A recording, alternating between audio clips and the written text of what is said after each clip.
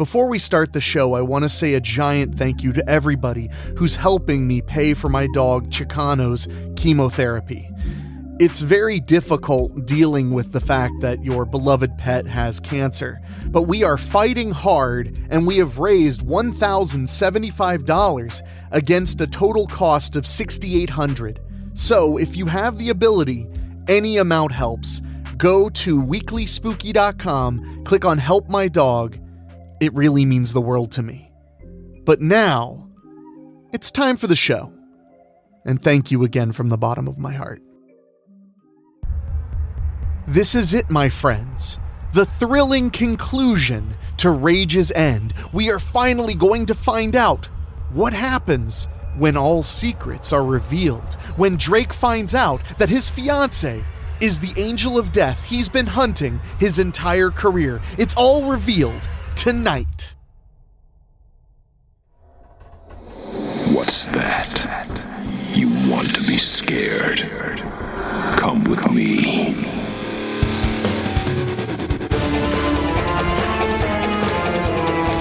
You will experience tales of horror, ghosts, and death. It is not recommended for the weak at heart. Listen in the dark. It's more fun that way. This is Weekly Spooky.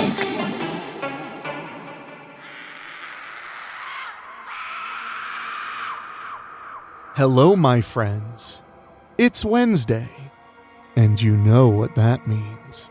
It's time for a little spooky in your weekly. I'm your host and narrator, Enrique Couto, and tonight is the finale of our miniseries, Raige's End. And I'm very excited to reveal to you all where this saga is going. If this is your first time tuning in, you may want to go back and listen to the prior episodes, because this story has built up for quite a while, and its conclusion is fittingly thrilling. But before we get to that, I just want to say thank you so much for being a listener of this program. You guys are why I sit down every week and bring the spooky. If you want to show us a little bit of support, why not go to your podcasting app and make sure you're subscribed so you never miss any of the content we publish. And while you're there, leave us a 5-star rating, whether it's on Spotify, Apple Podcasts, Stitcher, iHeartMedia, wherever it is you listen. It'll help immensely and not cost you a single penny. But if you want to help us even more directly, you can go to weeklyspooky.com and click on Patreon. For as little as $1 a month, you can make sure we keep bringing the spooky again and again and again. And we really do appreciate all of our new Patreon backers. Thank you all so much. We are only 5 backers away from 100. Can you help me do it? Because now is the best possible time to sign up and get your exclusive spooky shows. All right, now things are getting very, very scary in Strickfield, Ohio, as the secrets of the Angel of Death are revealed. So get yourself ready for this, my friends. The finale you've all been waiting for, after these quick words from our sponsor.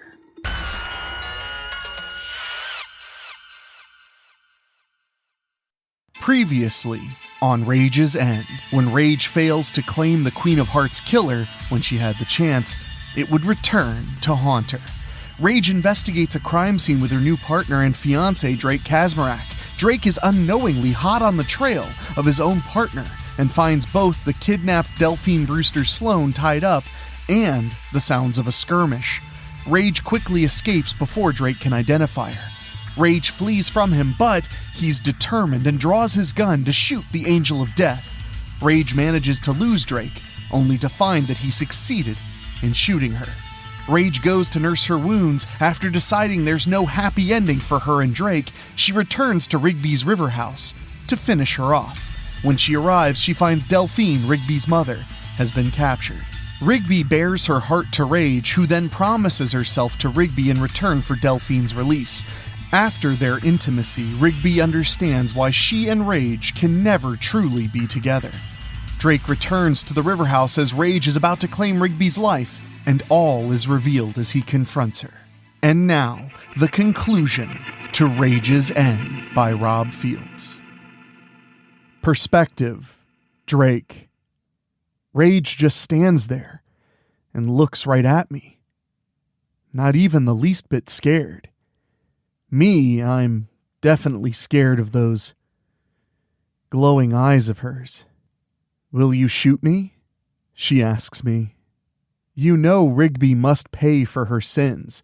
Sending her to prison will never be justice enough for the innocent lives she's destroyed." I want to scream at Raige, but damn it, I still love her. I need to reason with her. "Okay, Raige, here, take the gun." I hold it out to her. "Keep it," she tells me.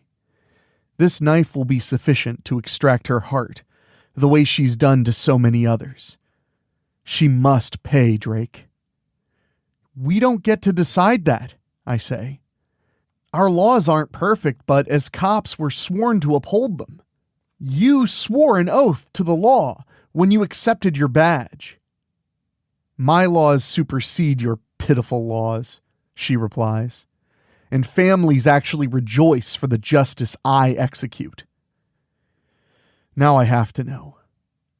Is this how you felt when you killed Annie Judge?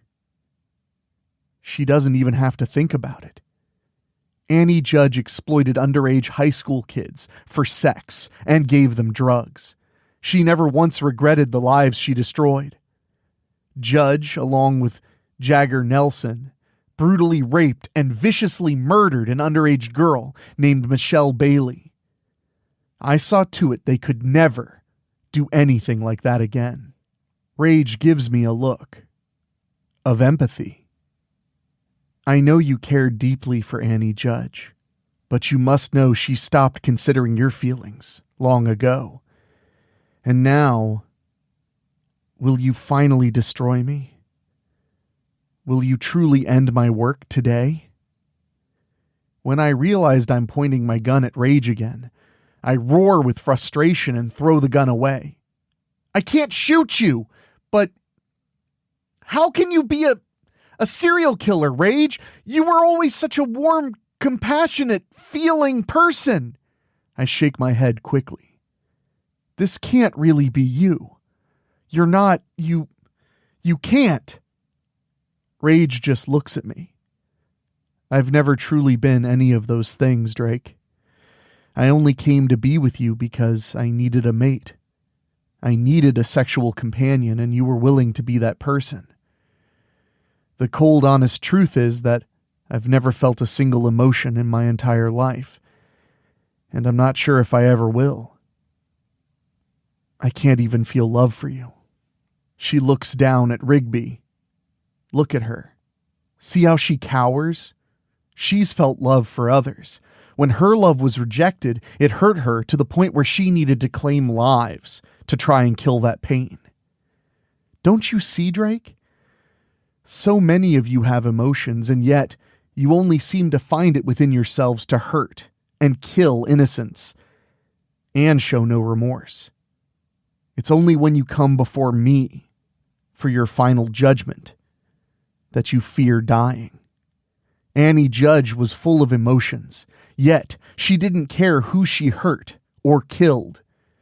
That's why I destroyed her. She points to where I threw my gun. You might as well pick that up, Drake, because the only way you'll stop my work is to end my life. There are far too many corrupted souls out there that need to be claimed. My bloodlust demands it. So take your gun and finish me. I will never stop. I growl and retrieve my gun. But when I point it at Raige again, "Delphine, move!" Delphine shakes her head. "No, I won't allow you to obstruct God's will. Reagan is his angel of death, and she must do her duty by God." Raige puts a gentle hand on her arm. "It's okay, Delphine. Drake won't hurt me. Delphine obeys Raige and steps aside. Again, I lower my gun. I love Raige too much. I could never shoot her. Please, Raige, please, I'm begging you. No more killing. She sighs. I just told you I'll never stop. Believe me, I've tried walking away from the work. Many times. But my bloodlust eventually becomes too much for me to resist. Then I see someone who deserves to die. And I know I have to destroy them. I pull out my handcuffs. I don't want to kill you. I love you. I can't believe you're the one I've been looking for all this time. You had to know I was after you. And you let me date you. We were intimate with each other. You even accepted my marriage proposal. Why? If you truly can't feel anything, then why? I said I can't feel emotions, but I can feel things that are physical, Raige tells me. Among those physical feelings, I need companionship. I need sex, the same as I need lives. I need a mate. You're a wonderful man. In spite of the fact that I was your sworn enemy, I knew I needed to be with you. I knew I could trust you. But now, God, it hurts so much knowing Raige is like this. I truly can't believe she's the angel of death. Just seeing the real her, it hurts so much. I raise my handcuffs. You're not really leaving me a choice here. I have to take you in. I would have expected Raige to suddenly attack me, but she doesn't. You'll do what you feel you must, Drake. Delphine's about to say something, but I point right at her. You just shut up. You know what? Get the hell out of here. Raige puts a hand on her shoulder. It's okay. I promise. He won't kill me. Delphine seems ready to cry, but she nods once and reluctantly leaves. I listen to make sure she does leave. Now it's just me and Raige. I can't let you leave here, I tell her. I have to take you in. I swore on my badge to uphold the law. Her expression doesn't falter. Like I said, you'll do what you feel you must. We just look at each other now. I just found out who you really are, and you're not going to try to kill me for that? I can't kill you, she says. You're an innocent.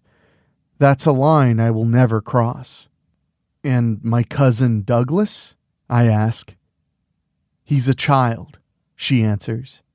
Another line I'll never cross. Then she points to Rigby. I'm going to kill her, Drake. After that, if you must arrest me, then do it. I can't and won't stop you. My life will be in your hands. No, Raige.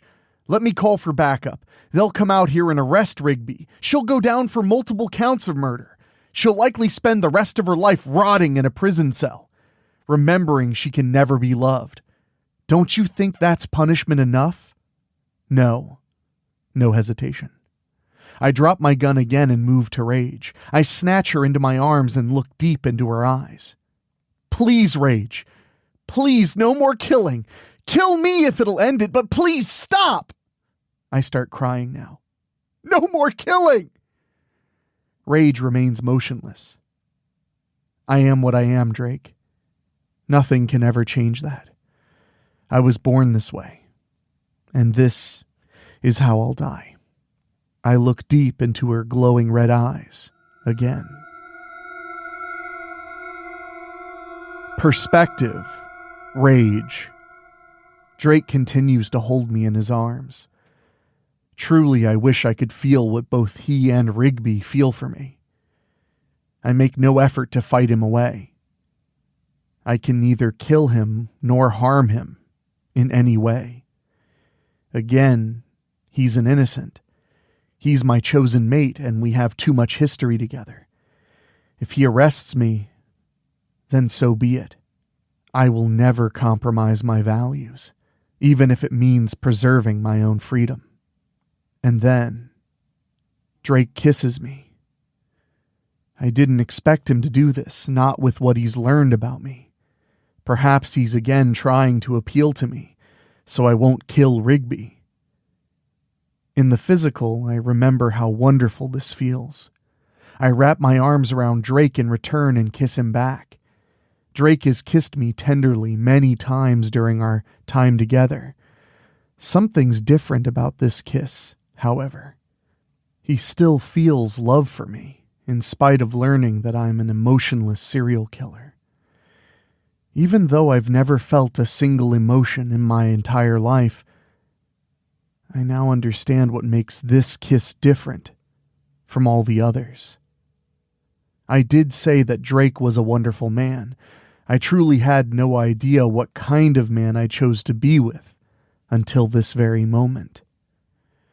Drake Kazmarek is showing me that he loves me unconditionally. He doesn't care that I'm a serial killer. He doesn't care that I'm a broken, defective human being. He doesn't care that I have a dark passenger in the form of my bloodlust. He only truly cares about me. And then I start to feel new sensations. I start to feel such wonderful things happening inside me. I'm kissing Drake with the very same passion that he's now kissing me with. I'm finding I can't let go of him as he holds me tenderly to him, as he keeps kissing me. I'm feeling quite overwhelmed. What the hell is happening to me? I've never desired this man more than I've desired anything in my entire life. I can feel that burning feeling in the pit of my stomach that I've never felt before. Soon these new feelings are starting to become too much. I can't contain myself now. It's several minutes later when Drake and I finally stop kissing. I realize my face and eyes are wet from crying. I slowly fall to my knees and hold myself. "Raige?" Drake asks. "Honey?" I shake my head quickly. "Don't touch me." I don't know what Drake did to me, but it hurts. So unbelievably bad. "Make them stop!" I choke out. I just realized I'm crying. For the first time ever in my life. Then I hear Rigby. "Holy shit! You really did it! It's happened!" Rigby's right. It's finally happened. Drake was the one triggering event I was waiting for so long. It's like a fairy tale. It's like watching Shrek and hearing about true love's first kiss. Drake learned what must have been the most horrible truth regarding me. And he still loves me. How many people can actually say they love another person unconditionally? How many of you can say that?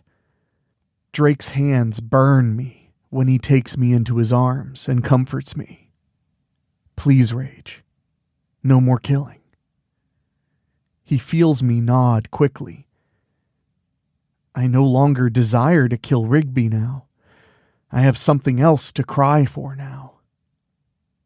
My dark passenger, my bloodlust that has guided me and demanded me to take the lives I've taken. It's no longer there now. Drake has truly set me free. Drake and I are sleeping soundly together back at the apartment. He never arrested me. He told Chief Kazmarek everything that had happened with Rigby, leaving out the fact that I was the angel of death. Hell, even Rigby didn't say anything about me, much to my surprise. When Chief Kazmarek asked me why I was crying, I simply told him that I loved Drake and admired him for being the man he was. The chief probably thought I was crazy. Drake and I made passionate love when we got back home. For the first time ever It really hurt me, deep in the pit of my soul, to be able to reciprocate the emotions that Drake was feeling for me as we consummated our love. Now I'm sleeping soundly as he holds me to him.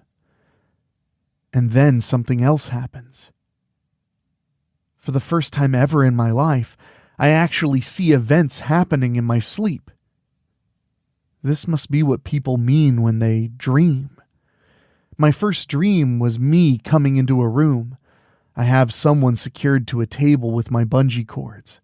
It's a man whom I know has murdered others.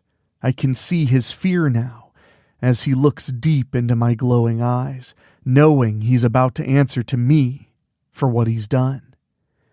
I give the man my usual dialogue about his crimes and show him all the evidence I've compiled. He shows fear when he knows I'm going to claim his soul. I lift my knife off my instruments table. And now, let the punishment fit the crime, I tell him. Then he screams as I claim his life. I suddenly wake up and scream. For the first time ever, I'm actually afraid. I don't like fear. I don't want to feel this. Honey, what's wrong? Drake whispers to me, still holding me to him. I start crying again. I cried when Drake and I made love earlier, but this crying feels so different. I know I've done horrible and evil things. I sob and cry as Drake holds me to him. Deep inside, it hurts so bad. I'm in so much pain right now, knowing how many people I've claimed as the angel of death. I pull away from Drake. You've got to arrest me. You've got to bring me in. I can't be free knowing I've killed so many people. He tries to reason with me, but I won't hear him. Don't you understand? I've literally killed hundreds upon hundreds of people. When I tell Drake exactly how many people I've punished, his jaw drops. I have to pay for what I've done, Drake, I tell him. Please, call the station and have them come and arrest me. I'll wait right here. As Drake is considering me, a figure suddenly comes out of the shadows and strikes him, knocking him out of bed and to the floor. Then the figure turns and kicks me in the stomach, taking the wind out of me and sending me to the floor as well. The figure turns on the lights. It's Raige Brewster. Yeah, I escaped. Again. She raises the kitchen knife she has in her hand. I'm never going to prison. When Drake struggles to go for his gun, she turns and kicks him below the chin. He falls over and is dazed. I'm trying to catch my breath and sit up, but I'm really winded. Then I feel her sitting on top of me. She starts crying again. I can't stop loving you, Reagan. It hurts even more now that we were together. I won't let you be with Drake when you truly belong to me. She shows me the knife as she shakes with emotions. He can't have you. No! I shriek when she raises the knife. Then I feel Drake pulling Raige off me and making her drop it. I quickly snatch the knife and stand up. Rigby's on top of Drake now. I could easily move up behind her and slice her throat. But I can't. Without my bloodlust, I no longer have the desire to kill. Perhaps this is why I'm feeling so much remorse for everything I've done as the angel of death. Instead, I turn the knife around and crack Raige in the head with the handle. She falls off Drake. Call for backup, I tell Drake. Now! When Drake picks up his smartphone, Raige strikes and shoves me to the floor. When I'm down, Raige gets up and runs at Drake, screaming like a banshee. She has the knife I took from her. My newfound love for Drake drives me to my feet. I run and tackle Raige. We struggle for the knife. I finally wrench it from her. Seeing I'm on top of her, I know what I must do. I raise the knife.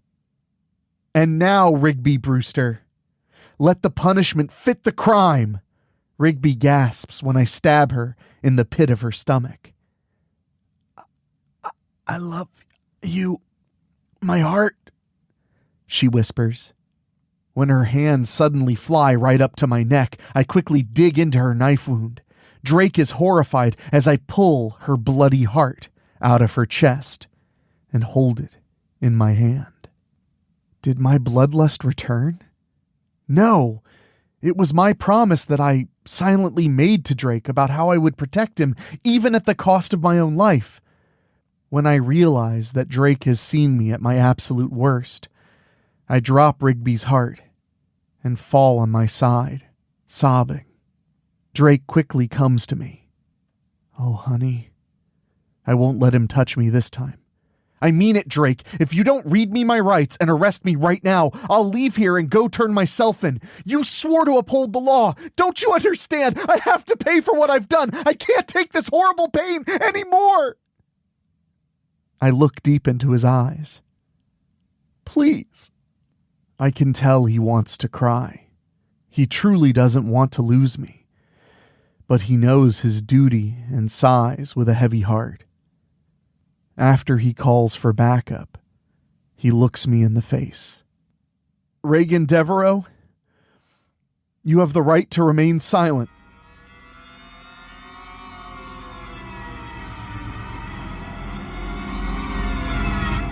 Epilogue. It's 6 months later, and I'm sitting here in my special cell, here at the Glenview Correctional Facility, just outside of North Ridgeway. As you probably figured, the shit definitely hit the fan. Chief Kazmarak couldn't believe it when he learned Drake had arrested me. To get our stories straight, Drake and I agreed that he could say I confessed to everything. I basically told the chief that I couldn't marry Drake in clear conscience with this big secret, and decided to confess. I don't mind telling you that Mama blew a gasket. At first, she couldn't believe it. When I told her it was the truth, she was completely beside herself. Just the same, Mama got me her own personal attorney to defend me at my trial. The prosecutor wanted the death penalty. Boy, was there ever a big court battle there. When it was time for the verdict, I was obviously guilty. The judge decided not to sentence me to death, however. He told me I would spend the rest of my life right here, in Glenview. Much to the judge's surprise, I actually cried tears of joy in front of him, and thanked him from the bottom of my heart. I really mean it. I've never felt more content than here in my cell. No, I can never undo what I've done before Drake gave me my feelings, but I can be happy and content knowing that I'll never be able to harm another human being ever again. In fact, the judge deemed that I would never have a cellmate. Now, why do I have a special cell, you ask? Well, Mama and Drake had some influence on the count of their reputations. They had some long conversations with the judge and other key members of law enforcement. Then I was brought into the conversation and was asked if I'd consider continuing my work with helping the police solve their toughest cases, much like my days back when I was a college intern. So, a deal was made. No, I could never go free again. However, I would be given special privileges for my help. For one thing, people are allowed to come and visit me whenever they want, day or night. This even includes conjugal visits when it comes to Drake. My special cell has premium cable TV, a computer with restricted internet privileges, and a nice view of the outside world. I'm even allowed to have Denoyer's Grill when Drake, Mama, or Delphine brings it for me. Right now, I'm sitting in a monitored room across from Drake. As I'm looking over the next case file he's brought me, I know I truly don't deserve a man such as Drake Kazmarak. He deserves so much better than me, and I've told him this. He insists he doesn't want to be with anyone else. I love you, Raige, and I'll never turn my back on you, he promised me. If I have to come here just to see you, then that's what I'll do. I've cried many times at knowing what a truly good man I have in my life. Even Mama lets me know she still loves her baby. Believe it or not, I've never been happier than being here locked up at Glenview. I know I can never harm another person, ever again. I feel so much saner and content, too. With things being the way they are now, my new life here at Glenview will work out just fine. I actually sleep peacefully in here at night.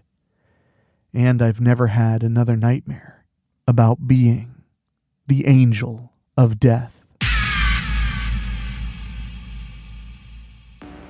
I know, my friends, that may not be the ending everybody wanted, but I found it very satisfying. Raige got the closest thing to redemption we could ever hope for her to have. And I say, we might not have seen the last of Raige. Of course, the angel of death is no more, but you can never really say who might be visiting her in her special cell at the prison.